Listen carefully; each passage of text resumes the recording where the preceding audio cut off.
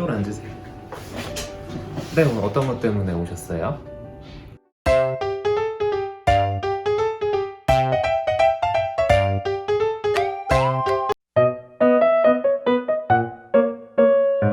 오늘은 또 대상포진에 대해서 이야기를 드릴 텐데, 대상포진은 이것도 좀 어려운 그 한자말이에요. 띠 대자에 모양 상자거든요. 그러니까 띠 모양으로 생기는 포진이다 라는 그 한자말이에요. 그래서 갑자기 한자 시간이 된 것 같은데, 그래서 띠 모양으로 물집 같은 게 군집을 이루어서 막 뽀송 뽕뽕뽕뽕 이렇게 올라오는데 통증이 너무 심해요. 그렇게 되면 이거 대상포진으로 생각을 할 수가 있어요. 어느 곳에서도 생길 수가 있고요.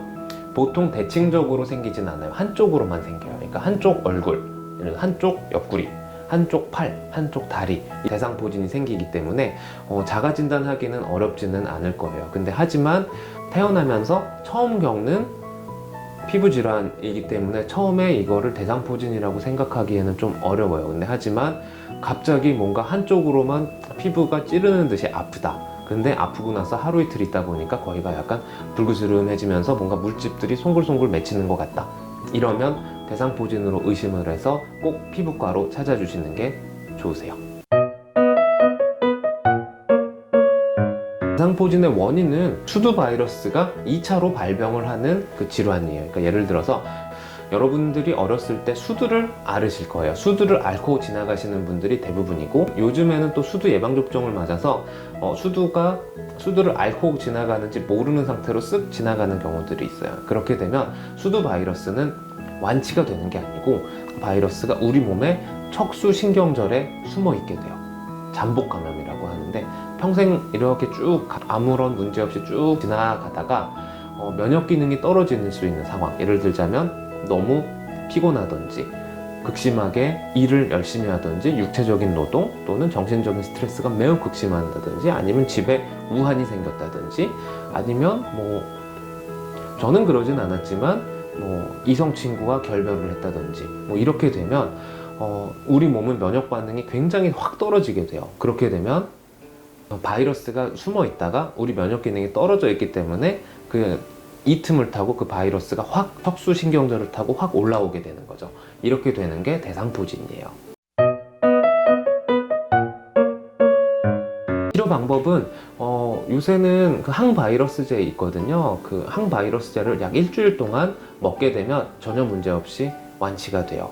대부분의 경우 일주일만 먹게 되면 끝나지만 간혹 가다가 그 통증이 오래도록 남는 경우가 있어요. 예를 들자면 대상포진 바이러스는 쉽게 말해서 신경을 갉아먹으면서 이게 퍼지는 질환이에요. 그렇기 때문에 바이러스는 죽지만 손상된 신경은 피부에 남아있게 돼요. 그래서 바이러스는 죽더라도 통증은 지속적으로 남아있는 경우가 있는데, 이게 대상포진 후 신경통이라는 2차적인 후유증이에요. 그래서 이러한 거를 또 회복을 시켜주기 위해서 약물치료 또는 주사치료가 또 이어질 수가 있기 때문에 이거에 대한 합병증도 꼭 유의를 하셔야 합니다. 모든 감염질환은 자가치유가 가능해요. 근데 하지만 대상포진 같은 경우에는 그냥 약 안 먹고 버티다 보면 대상포진 후 신경통의 발생 가능성이 올라가게 되거든요. 그러면 이거는 죽을 때까지 계속 그 부분이 계속 아파요. 신경통이 계속 생기고 이러면은 굉장히 삶의 질이 굉장히 떨어지기 때문에 빠른 약물 치료가 꼭 필요하다고 저는 봅니다. 대상포진 예방주사도 분명히 있고요.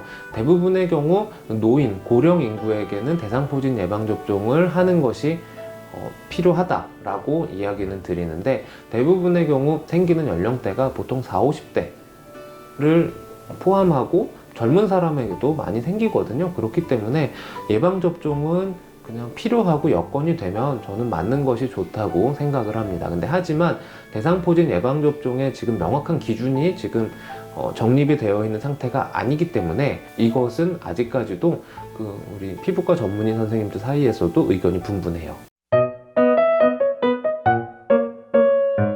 임산부의 경우도 너무 컨디션이 떨어지고 아기 뱃속에 아이가 있기 때문에 면역 기능도 떨어질 수 있고 굉장히 피로하기 때문에 대상포진이 생길 경우들이 있어요. 근데 이런 경우는 보통은 입원을 해서 치료하는 게 원칙이고요. 대상포진 항바이러스 약이 보통 프레그넌시 카테고리라는 임신했을 때 먹어도 될 수 있는 약물에 대해서 구분을 지어 놓은 항목이 있어요. 그러니까 예를 들어서 A는 정말 이 위험성에 대한 연구를 정식으로 시행을 해서 위험성이 없다라고 밝혀진 약물들을 A, 그리고 위험성에 대한 보고가 없는 약물은 B, C는 리스크가 있긴 있지만 이거는 아직까지는 잘 모르겠다, 확실하지 않다 약물들이 C고요. 그리고 리스크가 밝혀졌다, 리스크에 대한 보고가 있다라는 약물이 프레그넌스 D고, 먹으면 절대 안 된다라는 게 X예요. 그래서 그 이소트레티노인, 뭐 로아큐탄, 오피큐탄과 같은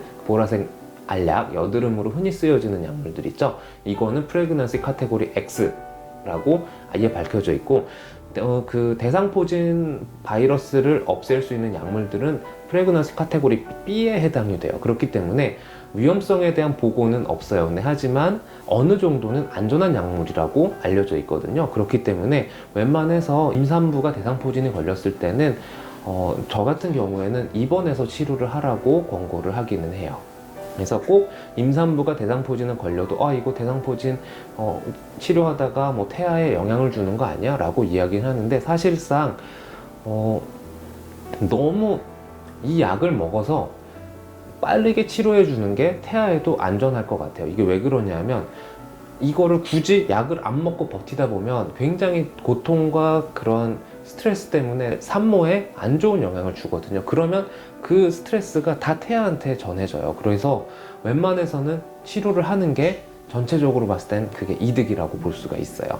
그래서 꼭 치료를 하시는 거를 저는 추천드립니다. 그래서 저는 여러분들의 대상포진을 치료하고 건강한 피부를 만들기 위해 열심히 노력하도록 하겠습니다. 감사합니다.